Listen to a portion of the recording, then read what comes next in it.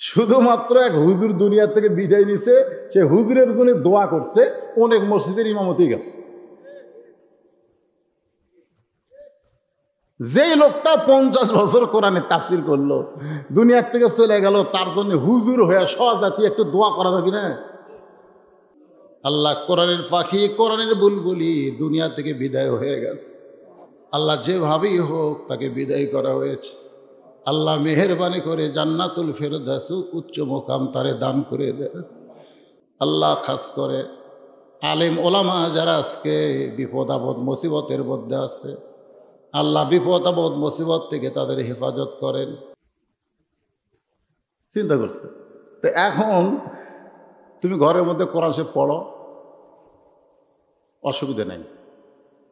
কি চাও? টাকা 8 রশি তার কয় টাকা আছে, তার চেয়ে বেশি দেবো। 8 রশি আর কয় গরু আছে, তার চেয়ে বেশি উঠ দেবো।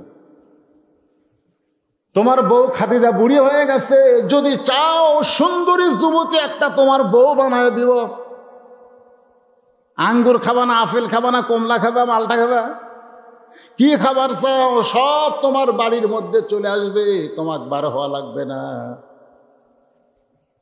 আল্লাহ রাসূল বললেন, আপনারা যেগুলো দিবার চাইতেছেন সেইগুলো তো দূরের কথা, আমার ডান হাতে যদি সূর্য আর বাম হাতে যদি চন্দ্র জমা দেন কোনোদিন পারবেন না। যদি দেন কোরআনের আন্দোলন দুনিয়াতে চলবে। কোরআনের আন্দোলন হলো কোরআন মোতাবেক চলা, এটাই হলো কোরআনের আন্দোলন, কোরআনের হক কথা বলা, এটাই হলো কোরআনের আন্দোলন, কোরআনের সমাজ কায়েম করা, এটাই হলো কোরআনের আন্দোলন, কোরআনের রাষ্ট্র গঠন করা। ধরে কোন ঠিক কিনা? নামাজ পেয়েছিলেন রাসূল মক্কায়, নবুয়তের 10ম, খুব খেয়াল করবেন, নবুয়তের 10 বছর বয়সে রাসূল 5 ওয়াক্ত নামাজ পেয়েছেন। এরপরেও নবী 3 বছর মক্কায় ছিলেন, কিন্তু নামাজ কায়েম করতে পারেন নাই। কোরআনের কোনো জায়গায় ইকরাউস সালাত শব্দ নাই, যত জায়গায় আছে আকিমুস সালাত, নামাজ কায়েম করো, নামাজ কায়েম করো। রাসূল বললেন, আল্লাহ আপনি নামাজ কায়েমের কথা কোরআনে বলতেছেন, কিন্তু নামাজ কায়েম তো মক্কায় করা যাচ্ছে না, কি করব? রাসূল বললেন, যেই দেশে ইমাম হবে আপনি আর নেতা হবে আবু জেহেল, সেই দেশে নামাজ কায়েম করা যাবে না। নামাজ কায়েম করতে গেলে যিনি ইমাম তাকেই নেতা হওয়া লাগবে। আল্লাহ রাসূল বলেন, আল্লাহ তাহলে কি হবে? আল্লাহ বললেন, আকিমুদ্দিন, আকিমুস সালাত, নামাজ কায়েম করা যেমন ফরজ, দিন প্রতিষ্ঠা করা তেমন ফরজ। এখন দিন প্রতিষ্ঠা করতে হবে। দিন প্রতিষ্ঠা মক্কায় হলো না। আবু জেহেলের মতন নেতা, উতবা সাইবার মতন নেতার কারণে মক্কায় দিন প্রতিষ্ঠা হয় নাই। রাসূলকে আল্লাহ হিজরত করালেন মদিনায়। রাসূলকে আল্লাহ হিজরত করালেন কোথায়? মদিনায়। মদিনায় রাসূল হিজরত করলেন। হিজরত করার পরেই বাজান, আমি কিন্তু সিরাতে রাসূল বলতেছি, রাসূলের সিরাত সম্পর্কে আলোচনা করতেছি। যদি বলেন হুজুর মিলাদুন নবী সম্পর্কে আমরা শুনব, তাহলে আর একটা হেস আপনাদের দেই। তাহলে খাদিজাতুল কুবরা যখন রাসূলের 25 বছর বয়স, তখন কিন্তু কোরআন নবীর উপর নাজিল হয়নি। মাত্র 25 বছরের তরতাজা যুবক রাসূল। খাদিজাতুল কুবরা বেলকনির মধ্যে বসে আছেন। এমন সময় লক্ষ্য করে দেখে রাখালগুলো সব ঘরের মধ্যে আরাম করতেছে দুপুরবেলায়। খাদিজা চিন্তায় পড়ে গেল। হাজার হাজার উট দুম্বা চড়ানো বাদ দিয়া রাখালের রাখালগুলো সব ঘরের মধ্যে আরাম করে। কারণ কি?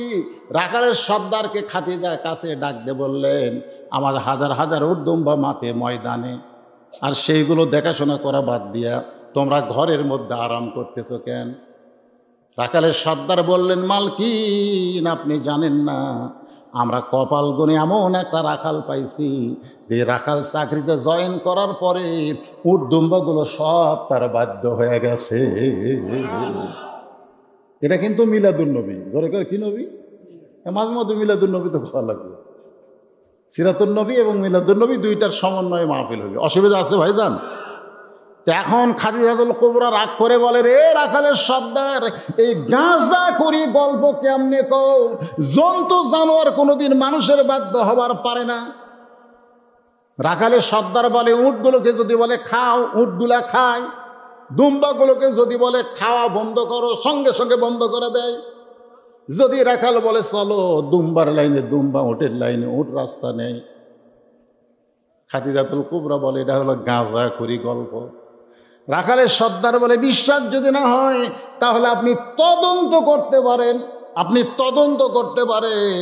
খাদিজাতুল কুবরা তদন্ত করতে গিয়ে দেখে রাখাল 25 বছরের যুবক দাঁড়ায় আছে, চারিদিকে সূর্যের তাপ দিয়া পাথর পোড়া, বালু পোড়া গন্ধ আসতেছে, কিন্তু রাখালের মাথার উপর কোনো রোদ নাই। খাদিজাতুল কুবরা চিন্তায় পড়ে গেল, 40 বছরের বিধবা একজন নারী চিন্তায় পড়ে গেল যে রাখালের মাথায় রোদ নাই কেন। একটু উপর দিকে তাকায় দেখে এক খণ্ড মেঘ রাখালের মাথার ওপর ছাতা হয়ে দাঁড়িয়ে আছে। রাখাল যেই দিকে যায়, মেঘটাও সেই দিকে যায়। খাদিজাতুল কুবরা আশ্চর্য হয়ে গেলেন। একটু ভালোভাবে দেখার জন্য আরো নিকটে এসে যেই মাত্র রাখালের মুখের দিকে তাকাইছে, সঙ্গে সঙ্গে খাদিজার কলিজার ভিতরে এত সুন্দর মানুষ, এত সুন্দর একটা যুবক, যা সূর্য গ্রহ তারা তারি নূরের সারা, নইলে যে অন্ধকারে ডুবিত এই ধরণী। সবাই বলেন, নবী মোর পরশমণি, নবী মোর সোনার খনি, নবী নাম ভাবে যেজন সেই তো দোজা আনের ধ্বনি। সে নামে সুর ধরিয়া পাখি যায় গান করিয়া, সে নামে সুর ধরিয়া পাখি যায় গান করিয়া, সে নামে আকুল হয়ে ফুল ফুটে সোনার বরণী। সবাই বলেন, নবী মোর পরশমণি, নবী মোর সোনার খনি, নবী নাম ভাবে যেজন সেই তো দোজা হানের ধ্বনি। সুবহানাল্লাহ। এক দৌড়ে খাদিজা চলে আসলেন বাড়িতে, দরজা বন্ধ করে দিলেন। খাদিজার দাসী গিয়ে ডাকতেছে, খাদিজা। রাখালকে তদন্ত করে আসলেন, দরজা বন্ধ করে দিলেন। তদন্তের রিপোর্ট কি? রাখালের কথা মতো রাখালকে তদন্ত করলেন, রাখালের সর্দারের কথা মতো রাখালকে তদন্ত করে দরজা বন্ধ করে দিলেন। রিপোর্ট কি? খাদিজা ঘরের ভিতর থেকে বলতেছে, তদন্ত রিপোর্ট হলো রাখালের চাকরি ক্যান্সেল করে দিলেন। রাখালের চাকরি শেষ। দাসী বুঝবার পারেনি, এক দৌড়ে আবু তালেবের কাছে গেছে, যা বলে, মুরব্বী কি ভাষা বানাচ্ছেন, কি ভাষা তৈরি করছেন, চাকরি ক্যান্সেল। আবু তালিব চমকে গেল, আমার ঘরে খাবার নাই, অসহায়, চাকরি ক্যান্সেল কেন করলো, দোষটা কি? আবু তালেব মুরব্বী খাদিজার দরজায় ডাক দিয়ে বললেন, মা, আমার ভাতিজার দোষ কি, কোন দোষে চাকরি ক্যান্সেল করলা? খাদিজা বলে, মুরব্বী, একটাই মাত্র দোষ, তাকে রাখাল রাখতে পারি না, কারণ আমার স্বামী বানাবার চায়। তাকে রাখাল রাখতে পারি না, আমার স্বামী বানাবার চাই। মিলাদুন নবী শুনলেন, সিরাতুন নবী এখন আসেন। মদিনায় চলে গেলেন আল্লাহর নবী, সর্বপ্রথম একটা মসজিদ বানালেন। নামাজ কায়েম করতে হবে, নামাজ যদি কায়েম না হয়, আল্লাহ কোরআনে বলেছেন, ইন্নাস সলাতা তানহানিল ফাহশাই ওয়াল মুনকার, সমস্ত খারাপি থেকে, ফায়সা থেকে একমাত্র বাঁচাবার পারে নামাজ। সুবহানাল্লাহ। আপনার ছেলের ফেসবুক বন্ধ করবার চান, আপনার ছেলের ইউটিউবে খারাপ জিনিস দেখা যদি বন্ধ করবার চান, আপনার ছেলেকে অসৎ পথ থেকে যদি ফিরাবার চান, তাহলে জোর করে তাকে নামাজ ধরান। তাকে নামাজ পড়ান না, তাকে নামাজ ধরান। একটা হলো পড়ার, একটা হলো ধরা। আমি নামাজ ধরার কথা বলতেছি, যখন আপনি নামাজ ধরবেন, সমস্ত পাপ থেকে আল্লাহ আপনাকে হেফাজত করবে। এখানে অনেক যুবক আছে, যুবকেরা কেউ সুবহানাল্লাহ পায়নি, এই সাইডটা কটা মুরব্বী খেল সুবহানাল্লাহ। আপনি মুরব্বীরা শোনেন, আপনার নামাজ পড়তেছেন, আপনার বেটা পড়তেছেন। আমার এলাকার এক মুয়াজ্জিন বোঝেন, আজান দিবার গেলি কাল কুত্তে করে। হ্যাঁ, যে আজান শুরু করে কুত্তে আশেপাশে থাকে না, যে আজান শুরু করে চলে আসে চারদিকে দৌড়ে এসে করে। তো মুয়াজ্জিনও বলছে যে হুজুর এই কুত্তাগুলো তো খুব ডিস্টার্ব করে, এর কারণ কি? আমি বললাম ভাইজান, কুত্তা তোমার আজানে হুঙ্কার দেয়, কারণ একটা আছে। বলে হুজুর সেটা কি কারণ? বলে আমি একদিন বললাম, ওয়াজ করতে করতে বললাম যে ফজরের নামাজ কাজা করে ঘুম পাড়ে যারা সাইড থেকে কুত্তেও দেয়, প্যাঁচমেলা থাকে না, একই। এই কথা যেই করেছি বুঝলেন, চারিদিক থেকে কয়েকটা কুত্তা দৌড়াচ্ছে। আমি কিন্তু ওয়াজ করতেছি, আমার ইউটিউবে দেখবেন কুত্তা ভাঙাও করতেছে। কেন এই কুত্তা তো আশেপাশে আসলো না, এই কথা শোনার পরে কুত্তে যাচ্ছে যে বেনামাজি যারা কুত্তা তারা, এই কথা যেই করছি কুত্তারা দৌড়ে যাচ্ছে, আসে ভুক ভুক করতে ও আদত যেই ধরি তখন আবার ভুক ভুক করে, যেই বন্ধ করে আর চুপ থাকে। আমি বললাম কে রে, কুত্তা তো ওয়াজ করে দিবি রে। তখন কে যারা আমাকে বলে দিচ্ছে তোমারা না তুই ক বেনামাজি যারা কুত্তার চাইতো জঘন্য তারা, সুম্মা রদাদ না হু আসফালা সাফিলিন, এরা পশুর চাইতো জঘন্য। যেই বলছি বেনামাজি বান্দা যারা কুত্তার চাইতো খারাপ তারা, ক সারা কুত্তার দৌড় মারা সারা। আর দেয় কুত্তা আমাকে বুঝালো খবরদার, আমি কুত্তা হওয়ার পারি কিন্তু বেনামাজির সাথে হওয়ার তুলনা দেবেন না। এটা কারা কারা বেনামাজি আছেন? হ্যাঁ, আমার কোনো টেনশন নাই রে, আমি এমন দল করি আমার পুলিশ ধরবি না। তোমার টেনশন নাই, পুলিশ ধরবি না, যে কোনো মুহূর্তে তোমাকে আজরাইল ধরবে। ধরে কোন কথা ঠিক কিনা? আর আজরাইল যদি বেনামাজ অবস্থায় তোমাকে ধরে, 1 কোটি মানুষ তোমার জানাজা পড়লে তোমার এক তিল পরিমাণ লাভ হবে না। কারণ আল্লাহ রাসূল বলেছেন বাইনাল আবদি ওয়াল কুফরি তারকুস সালাত, বান্দার কাফের মধ্যে পৃথক করার জিনিসটার নামই হলো নামাজ। যে নামাজ পড়ে সে হলো বান্দা, যে পড়ে না সে হলো কাফের। হুজুর আমি কি জুমার নামাজ পড়ি না? যারা জুমার নামাজ পড়েন তারা শোনেন, কি বিরক্ত হচ্ছেন? পানি পড়তেছে নাকি? পড়বে না তো। এখন জুম্মার নামাজ যারা 5 ওয়াক্ত পড়ে না, জুম্মা 5 ওয়াক্ত পড়েনি, খালি জুম্মা পড়ছে, তাও চরিত্র কি সবার শেষে এসে আগে যায়। এরকম আল্লাহ কয় জান্নাত দিলাম যাও, তখন 5 ওয়াক্ত কবি কে রে, আমরা এত কষ্ট করে 5 ওয়াক্ত নামাজ পড়ি, আমাকে বাদ দিয়ে এই জুম্মা পার্টি জান্নাত দিল। জুম্মা পার্টি খুশি হয়ে জান্নাতের কাছে যায়, দেখবে দরজার বিশাল একটা তালা। তো বলবে আল্লাহ আপনি আমাকে জান্নাত দিলেন, তালা কেন? আল্লাহ কয় পকেট খোঁজ। পকেট খুঁজা দেখ চাবি আছে, ওরা পকেট খুঁজা দেখে চাবি আছে, চাবি বের করে তালার মধ্যে ঢুকেছে কিন্তু ঘরে না। আল্লাহ চাবি ঢুকলো ঘরে না কেন? আল্লাহ বলে তালার মধ্যে 5টা দাগ আছে, তোর চাবির মধ্যে 5টা দাগ থাকা লাগবে, দেখ তো দাগ আছে কিনা। না আল্লাহ আমারটা তো তেল তেলা, দাগ নাই। তাহলে তোর ফজর জোহর মাগরিব এসা নাই, কান্দিস কে? জুম্মা পার্টি খালি জান্নাত দেখতে পারবা কিন্তু ঢুকতে পারবা না। জান্নাতে ঢুকতে গেলে 5টা দাগ থাকা লাগবে। কয় দাগ? আরো যারা বলেন কয় দাগ? ফজর জোহর আসর মাগরিব এশা। আসসালাতু মিফতাহুল জান্নাহ, নামাজ হচ্ছে বেহেশতের চাবি।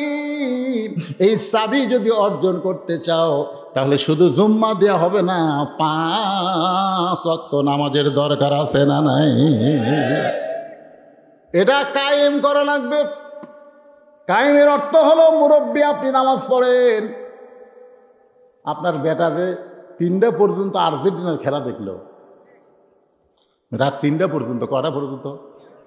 3টা পর্যন্ত বন্ধু বান্ধব একটা পোলা পাক আছে, আমার এলাকার পোলা পাক আছে, পোলা টোলা পাইকা 3টার সময় খেলাম, কি করবি কোন একটার থেকে খেলা, কটার থেকে খেলা? ঘুম যান না ধরে। মেসি কিভাবে শট মারে, কিভাবে গোল করে, চোখ খালি টান টান করে দেখে খেলা দেখাও শেষ, 5-10 মিনিট হো হো করে ঘুমাচ্ছে। আসসালাতু খায়রুম মিনান নাওম, আসসালাতু খায়রুম মিনান নাওম। ঘুম হইতে নামাজ যদি উত্তম। আযান শুনিছে, আল্লাহু আকবার শোনার সঙ্গে সঙ্গে ল্যাপ টানা একেবারে মাথার ওপর তুলে দিছে। পাও বার হবে, পাওটা বুকের কাছে নিয়ে এসে এখনো মুরব্বী বাবা উজু করে মসজিদের দিকে রওনা দিয়েছে। এমন সময় আল্লাহর কোরআন বলতেছে, কু আনফুসাকুম আহাদিকুম নার, জাহান্নামের আগুন থেকে যদি তুমি বাঁচতে চাও তাহলে তুমি একলা বাঁচলে হবে না, তোমার বেটাকেও বাঁচান লাগবে। জোরে কোন ঠিক কিনা? মুরব্বী জানলা দিয়ে তাকায় দেখে কম্বল আছে, পাও নাই, মাথাও নাই। এই ঘরতে তো আর বেড়া থাকার কথা। 3টা পর্যন্ত হয়েছে, করলো, আমার ঘুম পাড়বে দিল না। আযানের সময় কোথায় গেল? পাও নাই, মাথাও নাই, মনে হয় চাউলের বস্তা ঢাকাতেছে। মুরব্বী আস্তে আস্তে, বিড়াল যেমন ইন্দুর ধরে, আস্তে আস্তে সে যেই কম্বল টান দিয়েছে, কম্বল টান দিয়ে বলতেছে, আহ আহ আহ। বেটা লাভ ধরে, আব্বা কি হয়েছে আপনার? ফিরে কুত্তার যাক, এই 3টা পর্যন্ত তুই খ্রিস্টানদের খেলা দেখলি। মান তাশাব্বাহা বিকওমিন ফাহুয়া মিনহুম।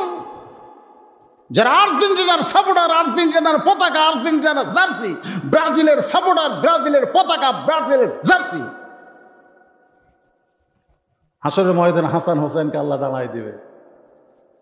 শাহুল জান্নাহ হাসান হোসেন, যুবকদের জান্নাতি সর্দার হবে হাসান হোসেন। এ হাসান হোসেন, খাড়া হ। কারা কারা জান্নাতি নিয়ে যা, তোরা সর্দার, এই যুবকগুলো বাসা করে নিয়ে যা। এই মেসি, নেইমার, তোরাও খাড়া হ। খাড়া হ্যাঁ, কারা কারা তোরকে সাপোর্টার নিয়ে যা, নাম যা। আপনারা বলেন তো, ইহুদি খ্রিস্টান জান্নাত পাইবি? আল্লাহ কোরআনে বলেছেন, ওয়ামাইয়াবতাগি গায়রাল ইসলাম দীনান ফালাই ইউকবালা মিনহু। ইসলাম ছাড়া অন্য কোনো ধর্মকে যদি গ্রহণ করে সেইটা কবুল করা হবে না। তারা মেসির সাপোর্টার, আর্জেন্টিনার সাপোর্টার। আমি আপনাদেরকে জোড়হাত করে বলতেছি, যা করছেন করছেন। এবার শীতকালে বিশ্বকাপ খেলা হয়েছে, 100 গজ পতাকা বানাইছেন, আর গরিবেরা শীতের কাপড় পায়নি। আপনি যদি ব্রাজিলের পতাকা, আর্জেন্টিনার পতাকা না বানায় ওই টাকা যদি গরিবদের শীতের কাপড় কিনা দিতেন, তাহলে ওই কাপড় কেনার জন্যে অমকসিল উরিয়ান রাসূল বলেছেন, বস্ত্রহীনদেরকে যারা বস্ত্র দেয় আল্লাহর জান্নাত তাদের জন্য আশা করে থাকে।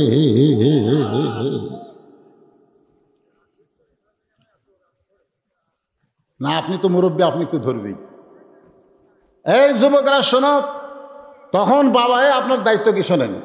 আপনি তখন বাবা, ওঠ ওঠ, আমার বাড়ির থাকবি, আমার বানানো ঘরত ঘুম পাড়বি, আর ফজরে আজান দিবি, আমি একলা নামাজ পড়ে জাহান্নামত যাবো। ওঠ, অজু কর, অজু কর,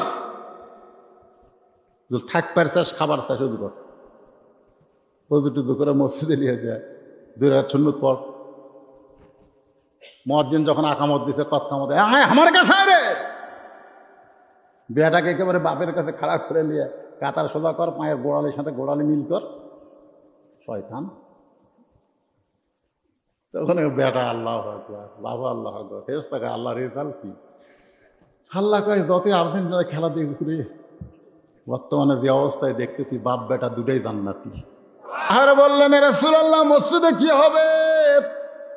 আল্লাহর নবী বললেন, 5 ওয়াক্ত নামাজ প্রতিষ্ঠা হবে, জামাতের সঙ্গে আদায় হবে।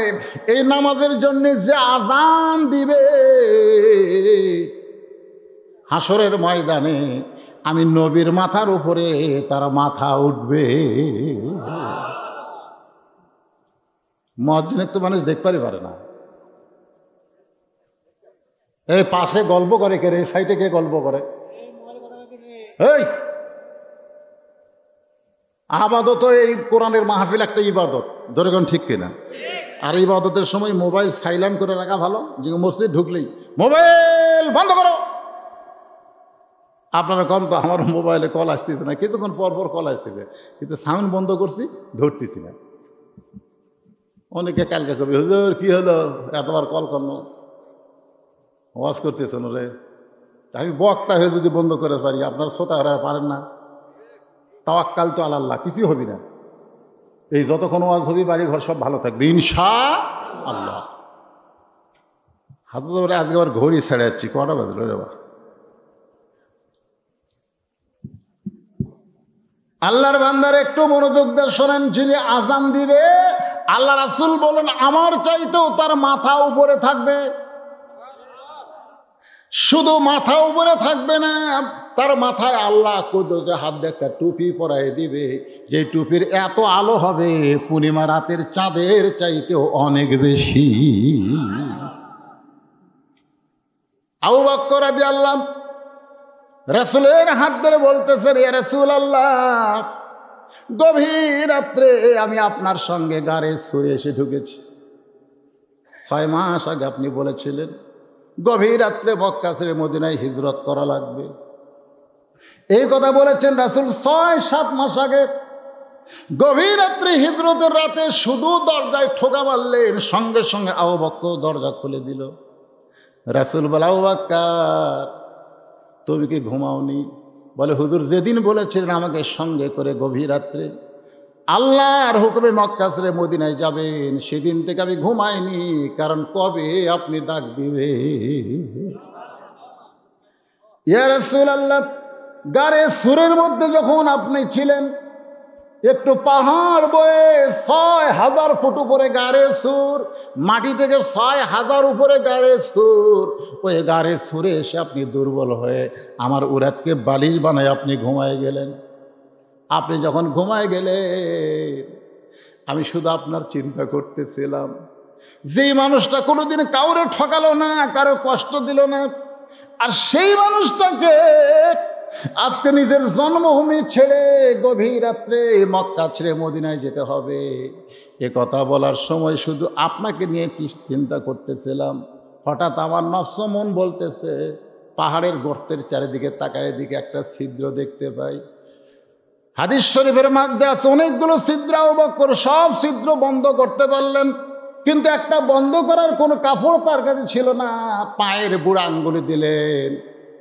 আল্লাহ তাআলা পরীক্ষা করার জন্য খালাকাল মাউতা ওয়াল হায়াত লিয়াবলুয়াকুম আইয়ুকুম আহসানু আমালা, মৃত্যুর হায়াতকে আল্লাহ তৈরি করেছে পরীক্ষার জন্য। সাপকে দিয়ে আবু বকর পরীক্ষা করলেন, পরীক্ষায় আবু বকর ফার্স্ট ক্লাস পালেন। জোরে কান সুবহানাল্লাহ। হুজুর গো, ওই নূরের টুপি মাথায় দেওয়া চাকরিটা আমারে দিলে ভালো হয়। কি মুয়াজ্জিনি আমারে দেন, একটু ভালো হয়, আমার জীবন ধন্য হয়ে যায়। ওমর ফারুক বলে, ইয়া রাসূলুল্লাহ, আপনার কাল্লা কাটতে সে আপনার হাতে হাত দিয়ে কোরআনের আন্দোলনে শরীক হইলাম। ইয়া রাসূলুল্লাহ, আপনি বলেছেন আমার পরে কেউ নবী হলে লাও কানা ওমর, ওমরকে আল্লাহ নবী বানাই দিত। হুজুর ওই চাকরিটা আমারে দিলে একটু ভালো হয়। ওসমান গনি বলে, রাসূলুল্লাহ খুব লোভ করতেছে, ওই চাকরিটা আমারে দেন। আলী বলছে যে হুজুর, হাসান হোসেনের বাপ হইয়া কি চাকরি আমার পাওয়ার উপযুক্ত না? রাসূল বললেন, সাহাবীরা রে, আমি ইচ্ছা করলে চাকরি দেবার পারবো না, চাকরি দেওয়ার মালিক হচ্ছে আল্লাহ। আল্লাহ যাকে চাবেন তিনি চাকরি পাবেন। আল্লাহ ইতিমধ্যে চাকরি সিলেক্টেড করে দিয়েছেন, তার নাম হলো বেলাল ইবনে রেবাহ। হযরত বেলাল ছোট বাচ্চার মতন কাঁদতেছে, শুধু কান্দে। রাসূল ডাক দিলেন বেলালকে, বুকের সঙ্গে চাপাই ধরে বললেন, বেলাল, সমস্ত সাহাবীকে আজকে দেখাও। সবাই তো দেখে নাই, মক্কার কতিপয় সাহাবী দেখেছে, কিন্তু মদিনার আনসারেরা তো দেখে নাই। তোমাকে আল্লাহ মুয়াজ্জিনের চাকরি কেমনে দিল, তুমি সার্টিফিকেটটা দেখাও। বেলাল বলে, রাসূলুল্লাহ, আমি কি দেখাবো? আমার তো দেখানোর কিছুই নেই। আল্লাহ নবী বললেন, জিহ্বাটা বের করে দাও, তোমার জিহ্বাটা বের করে দাও। সঙ্গে সঙ্গে বেলাল জিহ্বা বের করে দিলে জিহ্বার মধ্যে কালো দাগ এবং ফুটা। সাহাবীরা বললেন, রাসূলুল্লাহ, বেলালের জিহ্বা এরকম কেন হয়েছে? বলে, শুধু ঈমান গ্রহণ করার অপরাধে ওরা সারাদিন বেলালকে চাবুক দিয়ে মেরেছে, সারা রাত বুকে পাথর চাপা দিয়ে রাখছে। এরপরেও যখন লা ইলাহা ইল্লাল্লাহ ছাড়ে নাই, ওরা জিহ্বার মধ্যে পেরেক ঢুকায় দিছে, এইবারকে ঢুকাও এবার বের করে দিয়েছে। এরপরেও বেলাল আর আল্লাহ রাসূলকে ছাড়ে নাই। আবু বকর বেলালকে মুক্ত করে যখন আমি নবীর কাছে নিয়ে আসে, বেলালের মুস্কি মুস্কি হাসি দেখলাম। আমি বললাম, বেলাল রে, তোমার জিহ্বা আরো ক্ষত বিক্ষত করে দিয়েছে, এরপরেও তুমি হাসতেছো। আল্লাহ নবী বললেন, বেলাল, হাসির কারণ কি? বলে, ইয়া রাসূলুল্লাহ, হুজুর আপনি কাঁদবেন না, ওরা আমাকে কষ্ট দিয়েছে আর আল্লাহ আমার জন্য জান্নাতের দরজা খুলে দিয়েছে। ইয়া রাসূলুল্লাহ, ওরা যখন আমাকে চাবুক মারে আমি দুর্বল হয়ে চোখ বন্ধ করি, সালামুন আলাইকুম তিবতুম ফাদখুলুহা খালিদিন, ফেরেশতারা আমাকে সালাম দিয়া জান্নাতের দরজা করে দেয়। আমি দুনিয়া থেকে জান্নাত দেখে এই কষ্টের কথাগুলো আমি ভুলে গিয়েছি। আল্লাহ রাসূল বলে, বেলাল, তুমি কি কিছু চাও আমার কাছে? কিছু চাও নাকি? বেলাল বলতেছে, ইয়া রাসূলুল্লাহ, আপনার কাছে কিছুই চাই না, আমি যা কিছু চাই আমার আল্লাহর কাছে চাই। এখান থেকে বোঝা গেল খাজা বাবার কাছে কিছু চাওয়া যাবে। বেলাল ইমানদার বলতেছে, রাসূলুল্লাহ, আপনার কাছে কিছু চাই না, যা চাই ইয়াকা নাবুদু ওয়া ইয়াকা নাস্তাইন। কার কাছে? আর এখন যদি কেউ কয় আল্লাহর ধন নবীরে দিয়া, আল্লাহ গেছে গায়েব হইয়া, নবীর ধন খাজা নিয়া, শুয়াই আছে আজমিরে, কেউ ফিরে না খালি হাতে, খাজারে তোর দরবারেতে। এরা আবার দাবি করে আমরা সুন্নি মুসলমান, সুন্নি। কি কয়? আল্লাহর ধন নবীক দিয়ে আল্লাহ গায়েব হয়ে গেছে, এখন নবীর ধন নাকি খাজাক দিতে। নবী বলেছে, আল উলামা ওয়ারাসাতুল আম্বিয়া, আলেমরা হচ্ছে আমার ওয়ারিস। তাহলে এক খাজা একলা আলেম না তো, যারাই আলেম তারাই নবীর ওয়ারিস। জোরে কোন কথা ঠিক কিনা? নবীর একটা হাদিস, দুইটা হাদিস তো আমার কাছেও আছে, আপনার কাছেও আছে। আল্লাহর কোরআনের আয়াত আমাদের কাছে আছে না? আল্লাহর ধন কি? জোরে কোন কে? আল্লাহর ধন কি? নবীর ধন কোরআন প্রচার। আল্লাহর বান্দার একটু মনোযোগ দা শোনেন, ওয়াজের শেষের দিকে আমি চলে আইতেছি। রাসূল বলে, বেলাল, লাইলাতুল মেরাজে আমি এক জায়গায় ভয় পাইতেছিলাম, এক জায়গায় আমি ভয় পাচ্ছিলাম, কারণ ফেরেশতা জিবরাইলকে আল্লাহ আউট করে দিয়েছে, আউট। আল্লাহ নবী দুইজনা, কথা হবে গোপনা, মাঝখানে তো জিবরাইলের জায়গা রইল না। সুবহানাল্লাহ না কেন? যেখান থেকে জিবরাইল ব্রেক করেছে ওইখানে আল্লাহর আরশে যাইতে আমার ভিতরে একটু ভয় লাগতেছে। এমন সময় আমার সামনে কে যেন হেঁটে হেঁটে যায়, আমি পায়ের শব্দ শুনে আশ্চর্য হয়ে গেলাম, কারণ আমার আল্লাহ বানিস তাওয়াল আরশ, আল্লাহ আরশে বসে আছে, আল্লাহ তোর হাঁটবে না। কার পায়ের শব্দ? কে রে? গায়েব থেকে আওয়াজ আছে, রাসূল, যে আপনার সামনে হাঁটে পায়ের শব্দ শোনা যায়, এটা হলো আপনার সাহাবী হযরত বেলাল। রাসূল কান্দার বলে, বাবু, বেলাল আছে মক্কায়। সেই বেলাল এত উপরে কেমনে আসলো জানতে চায়। আল্লাহ ডাক দিলে, হাবিব রে, বেলালের ঈমান আমাকে এত ভালো লাগে, আমি একটা ফেরেশতাকে বেলাল বানায়া আমার আরশের মধ্যে জায়গা দিয়েছি। রাসূল ফিরে আসলেন মক্কায়, বেলালকে চুপি চুপি ডাক দেয়া বলেন, বেলাল রে, আমি নবী তোমাকে এমন একটা জায়গায় দেখলাম যে জায়গায় জিবরাইল পর্যন্ত যাইতে পারে না। হ্যাঁ বেলাল, কি আমল করো বলো? বেলাল, কি আমল করো? এমন কোন গোপন আমল তোমার মধ্যে রয়েছে যে আমলের কারণে আমলের পাওয়ার তোমাকে আরশে পৌঁছায় দিস? বেলাল কান্দের বলে, নবী গো, আমি একজন মূর্খ মানুষ, হুজুর আমার টুটা ফাটা তেমন কিছু আমল নাই, তবে একটা আমল আমার মজবুত আছে, ওযু দেওয়ার সঙ্গে সঙ্গে ওযু করি, নামাজের ওয়াক্ত থাকলে তাহিয়াতুল ওযু 2 রাকাত নামাজ পড়ি। রাসূল বললেন, বেলাল তুমি হইবা মুয়াজ্জিন, তুমি দিবা আযান। সেই বেলাল আযান দিল, জামাত শুরু হলো। বিশাল জামাত মসজিদে কোবার মধ্যে হয় না। আমি সিরাতে রাসূল সংক্ষেপ করে আনতেছি ভাইজান, কোবার মধ্যে হয় না। মসজিদ নববী হলো, কোবা মসজিদে নামাজ পড়তে পড়তে মসজিদ নববী তৈরি হলো। মসজিদ নববী যখন তৈরি হয় তখন মসজিদ নববীর মেহরাব ছিল না।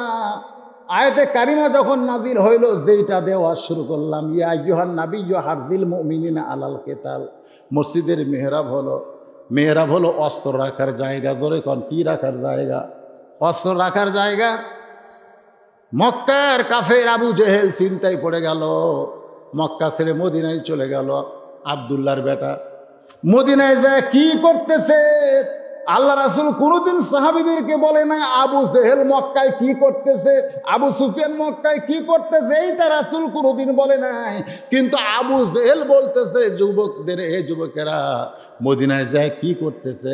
এখান থেকে একটা দলিল আপনারা পেলেন, সেটা হলো কাফেররা কি করে এইটা মুসলমান কিন্তু খোঁজ করে না, কিন্তু মুসলমানেরা কি করে এইটা কাফেরেরা বারবার খোঁজ করে। আমাদের বাংলাদেশে কিছুদিন আগে একটা ইমাম সাহেব ধরা পড়ছে, খ্রিস্টান ইমাম সাহেব ধরা পড়ছে। কি কথা কয় না? আপনারা কি ইন্টারনেটে দেখেননি? কয়েক বছর নামাজ পড়াছে, তারপরে ধরিছে খ্রিস্টান। কে রে খ্রিস্টান তুই ইমাম কে? কয় যে আমরা মুসলমান করে চিনতেছি না। তা আমাকে ওপরের গ্রুপ কইছে যে বাংলাদেশে তো মুসলমান আছে, কিন্তু আসল মুসলমান কারা? তো আসল মুসলমান কারা এটা ভিতরে না ঢুকলে তো বোঝা যাবে না। আপনার ঘরের মধ্যে কি আছে এইটা আপনি বাইরে থেকে তো বুঝতে পারবেন না, দরজা খুলে ভিতরে ঢোকা লাগবে না। কোরআনের মধ্যে কি আছে এইটা আপনি বাইরে থেকে বুঝতে পারবেন। তো একজন হাজী সাহেব আমার সঙ্গে তলবিয়া পড়তেছে, লব্বাইক আল্লাহুম্মা লব্বাইক, লব্বাইক লা শারিকা লাকা লব্বাইক, ইন্নাল হামদা ওয়ান নি'মাতা লাকা ওয়াল মুলক লা শারিকা লাক। যে লাকা ওয়াল মুলক লা শারিকা লাক কইছে, আমি তখন হাত ধরছি। হুজুর কি?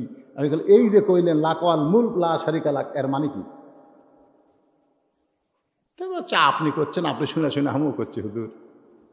হ্যাঁ দেখেন, এলে তো আরবি কবিতার মতন বাকবাকুম করতেছি, কিন্তু এইটার অর্থ হলো রাজত্বের ভিতরে, রাজনীতির ভিতরে একমাত্র আল্লাহ ছাড়া অন্য কাউকে স্বীকার করি না। তা আপনি যে দল করে হজ করে রাখছেন, হজ করার পরে কিন্তু তার ওই দল করা যাবে না, কারণ আপনি নিজেই করছেন লাকাল মুলক লা শারিকা লাহ, রাজত্বের মধ্যে আল্লাহ ছাড়া অন্য কাউকে আমি মানি না। তাহলে অন্য কাউকে যদি আপনি প্রধানমন্ত্রী মানেন, অন্য কোনো মানুষের দল যদি করেন, তাহলে কিন্তু আপনার হজ কবুল হবি না। আসলে হজের আগে আপনি যে দলই করেন, হজ করে এসে যদি আবার ওই দলই করেন, তাহলে আপনি বুঝে নেন আপনি নামের আগে হাজি লেখা হবি, কিন্তু আল্লাহর দরবারে কবুল হবি না। তাহলে এই কোরআনের ভিতরে কি আছে এটা কারা জানবে? কথা বল না কেন? এই কোরআনের মধ্যে একটা সূরা আছে, সূরায়ে মুলক, আর কতগুলো মূর্খ এসে সূরা ফাতিহা ঠিক মতো করার পারেন না। হুজুর রাজনীতি করবেন না, এর মুলক মানে ঘিরে পাগলা, তাবারাকাল্লাযী বিয়াদিহিল মুলক ওয়া হুয়া আলা কুল্লি শাইইন কাদির। গোটা পৃথিবীর রাজত্ব, কর্তৃত্ব, মালিকানা কার হাতে? সমস্ত ক্ষমতার মালিক কে? জবান খুলে বলতে হবে মালিক কে। এখন ওই ধরা পড়ছে, ধরা পড়া বলতেছে মুসলমান আসল কারা এটা তো আমরা বুঝতে পারতেছি না। সেদিন ওই ভিতরে ঢোকা লাগবে। তখন ওই চিটাগাঙ্গে একটা মাদ্রাসা আছে, ওই মাদ্রাসা 2 বছর পরে হুজুর সাজিয়া, হুজুর হইয়া লয়, হুজুর সাজিয়া ইমামতি করতেছে। তো কি বুঝলে তুমি? তো 2-3 বছর ইমামতি করে কি বুঝলে? বুঝলাম মুসলমানের মধ্যে 3 দল। জোরে কোন কয় দল? খ্রিস্টানেরা বুঝলো মুসলমানের 3 দল। একদল হামাকেরই মতো। মেসি নেইমারের খেলা দেখে, আর্জেন্টিনা ব্রাজিলের সাপোর্টার, আজান দিলে ঘাড় কাজ করে ঘর বাড়ি যায়, নামাজ টামাজ কিছুই পড়ে না, সারা রাত ফেসবুক দেখে, ঘুম পাড়ে না, ফজর আগে ঘুমে। ওরা হামাকেরই লোক, ওরা হামাকেরই লোক। এরা খালি নামে মুসলমান, নামে তাসলিমা নাসরিন, নামে হুমায়ুন আফসার, নামে হুমায়ুন ফরিদি। এরা খালি নামে মুসলমান, এরা হামাকেরই লোক। এরকে বিরুদ্ধে আমরা জীবনও লাগবো না, পারলে এরকম সহযোগিতা করবো। আচ্ছা ঠিক আছে, এটা একদল মুসলমান গেল, আর এক দল করে, আর এক দল মুসলমান হলো, দুনিয়ার লোক বুঝাই ওটা আমার বাড়ি, ওই সাইড ওটা আমার ভাইয়ের, ওই যে দেখতেছে না পাতাল ওটা আমার, ওই সাইডে যে পুকুর দেখতেছে ওটাও আমার। তো সবই যদি তোমাকে হয় আল্লাহ, তবে আল্লাহরা দেখবার চাইলে 2 মিনিট হাঁটা লাগে ভাই। 2 মিনিট হেঁটে মসজিদের কাছে যায়, বলতেছে এখানেও আল্লাহর কিছু ছিল না রে, এখানে আল্লাহর কিছু ছিল না। আমার চাচা এই 10 শতক আল্লাহ দান করছে, তো আমরা টাকা দিয়ে আল্লাহকে ঘর বানিয়ে দিছি। ফেরেশতাকে আল্লাহ এই দেশের নাম কি? আল্লাহ। যে এই দেশে তোমার জায়গা নেই, ওর চাচা দিলে তুমি পাও, ওরা টাকা দিয়ে তোমার ঘর বানিয়ে দেয়, এই দেশের নাম কি?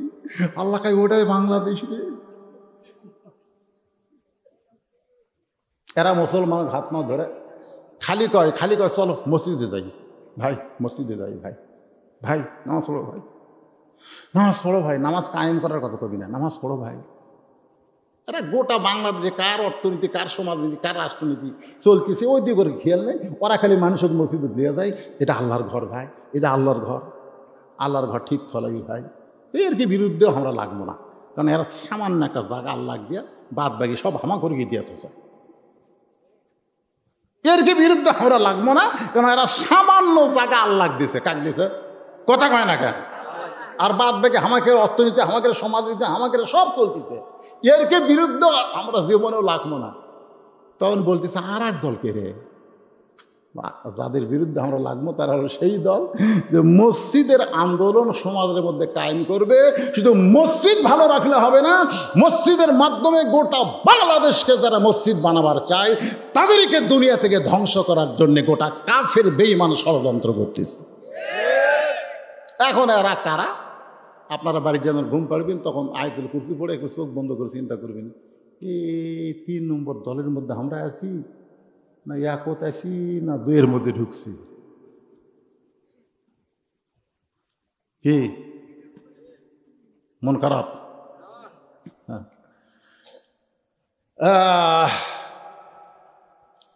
দুইজন কাফের মুসলমান সাইজা মদিনায় আইছে, মুসলমান সাইজা মদিনায় আইছে।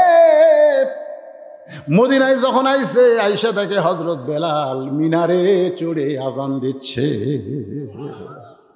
একটু জোরে সরে বলা যায়? যেই বেলালকে ওরা মারতে মারতে মাটিতে শোয়া দিয়া বুকে পাথর চাপাই দিছে, সে বেলালকে সবার উপরে উঠাইছে কে? এত জোরে এইভাবে কানে আঙ্গুলি, শাহাদত আঙ্গুলি দিয়ে হযরত বেলাল আজান দিচ্ছে।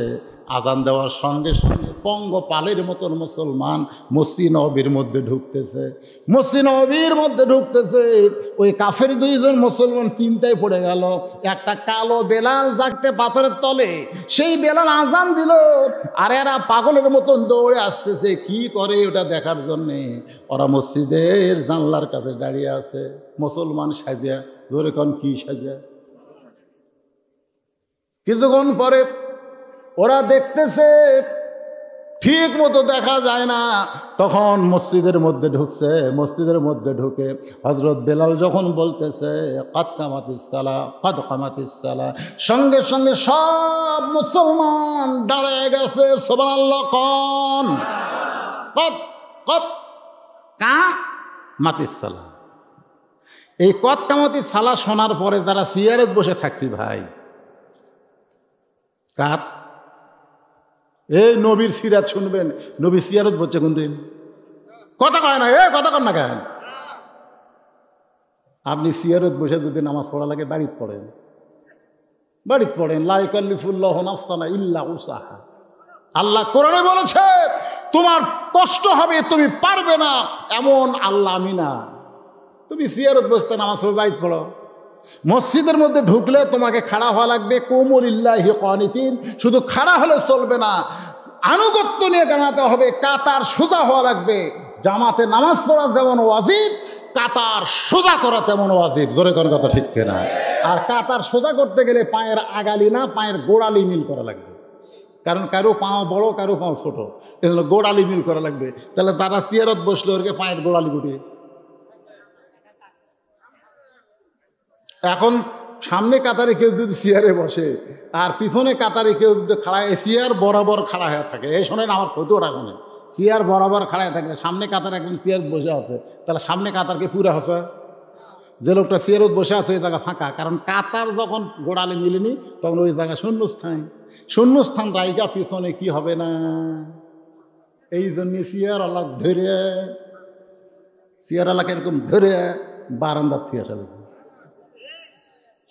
হেঁটে হেঁটে 10 কেজি ব্যাগ লিয়া বাজার করে, দেখবেন হেঁটে হেঁটে 10 কেজি ব্যাগ লিয়া বাজার করে। ভ্যানওয়ালা বলছে চাচা অটো ভ্যান চড়েন, না রে টাকার দাম নেই, ওই হরিণ চড়ে থেকে হেঁটে আসে, ওই ভ্যানত চড়ে না।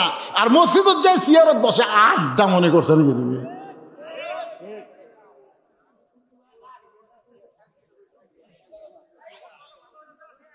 কি বাবা কি করছেন? বন্ধ করে দেবো।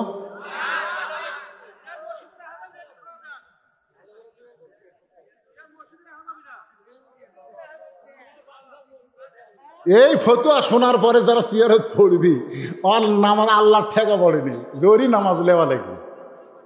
তুমি হাঁটে হাঁটে আসে বসা চলবে না। আল্লাহ কোরআনে ডাইরেক্ট বলেছেন কুম।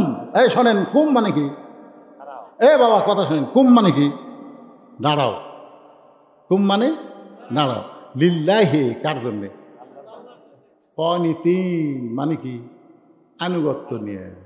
ইনকে সিনো টান করে নাড়লেও হবে না, কান ধরে আল্লাহ আমি কান ধরলাম, আল্লাহ 4 রাকাত জোহরের কান ধরলাম, কে বললাম কি হয়, আল্লাহ আসামি হলাম, আল্লাহ হাসতেছেন, এটা কি? এটা কি আসামি? আপনার সাইডে কি কি করতেছে দেখা চলবে না।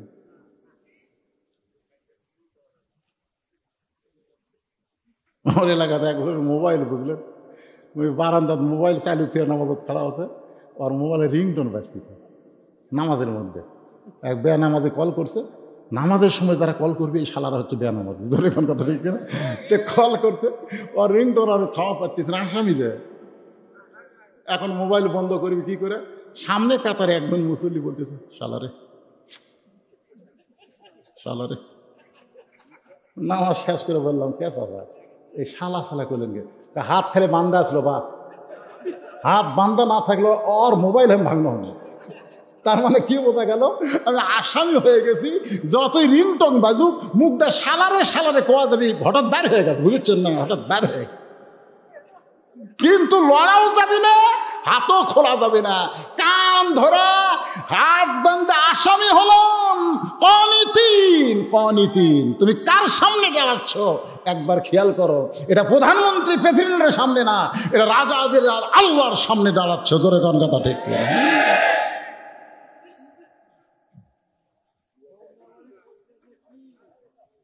যেই মাত্র কতমাদের সালা বলেছে, সঙ্গে সঙ্গে সমস্ত সাহাবেরা কাতারবদ্ধ। কালোর কাছে ফর্সা, ফর্সার কাছে কালো, ধনীর কাছে গরিব, গরিবের কাছে ধনী, একেবারে কাতারবদ্ধ হয়ে যাচ্ছে। সব চাইতে গরিব সাদ সালবি আবু বকর ওসমানের কাছে দাঁড়াইছে। ধরে গান সুবহানাল্লাহ। সব চাইতে কালো বেলালের কাছে হযরত ফর্সা আলী দাঁড়াইছে। সুবহানাল্লাহ।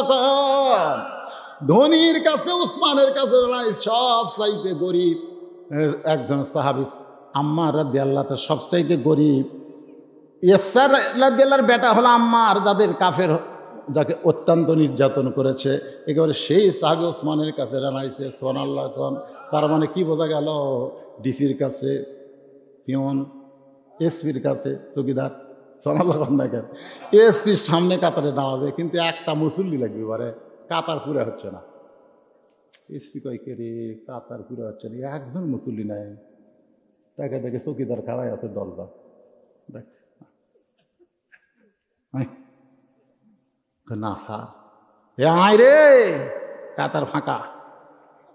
চৌকিদার আসে না, এসপি যায় হাত ধরে, কে তো ডাকিতে আসিস না কেন? স্যার আপনার এই গোড়ালির সাথে গোড়ালি মিল কর।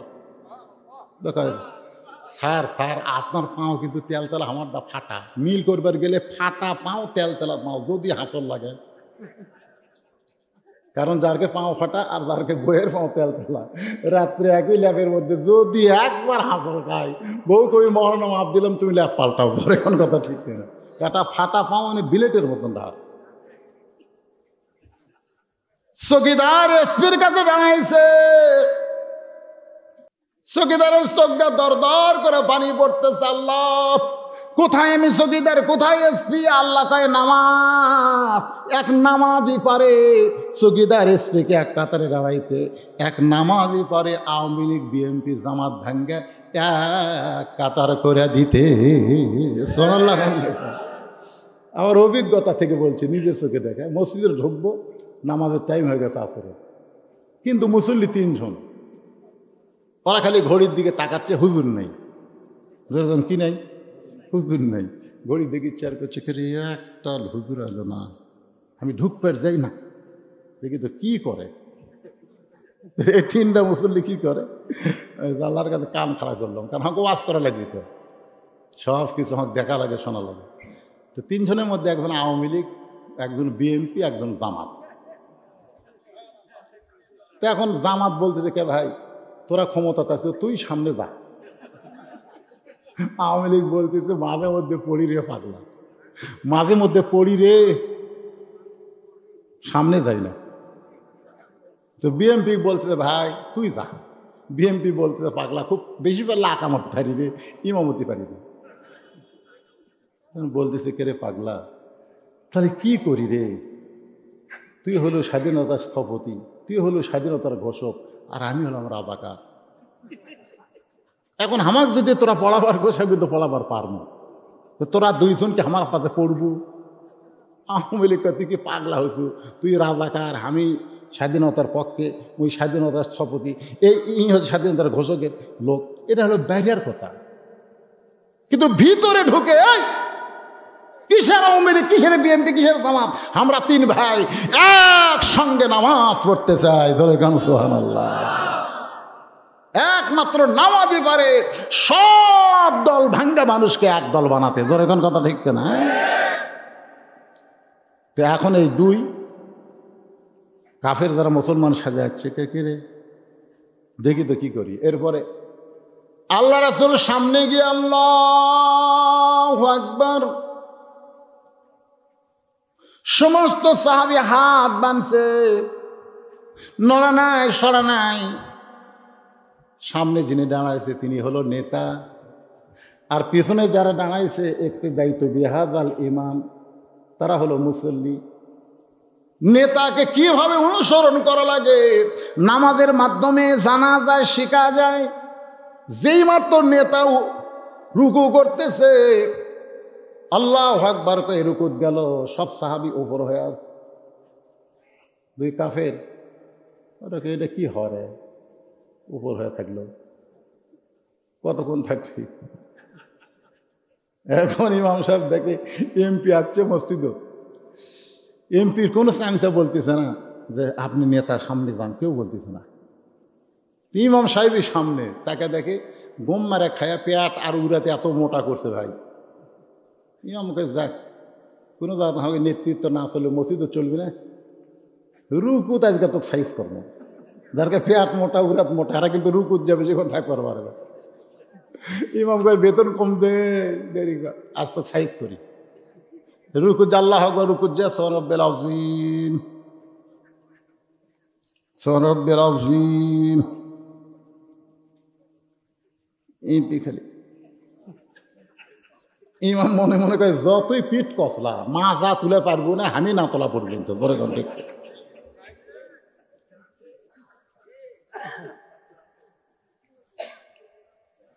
দুইজন কাফের মুসলমান সাজদা চিন্তা করে, যেই মাত্র রুকু থেকে মাথা উঠে সেজদা যায়, আবার উঠে নেতা যা করে মুসল্লি তাই করে।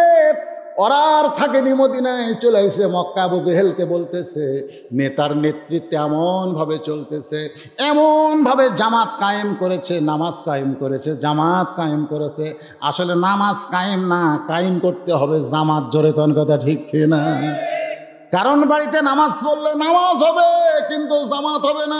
এই জন্য জামাতে নামাজ পড়লে বাড়িতে পড়ার চাইতে 27 গুণ, মসজিদে এসে ওযু করে 2 রাকাত তাহিয়াতুল ওযু নামাজ পড়ে যদি আপনি জামাত পড়েন, তাহলে 90 গুণ বেশি সওয়াব আল্লাহ আপনাকে দান করে দিবে। আবু জেহেল বলতেছে এই জামাত ভাঙতে হবে।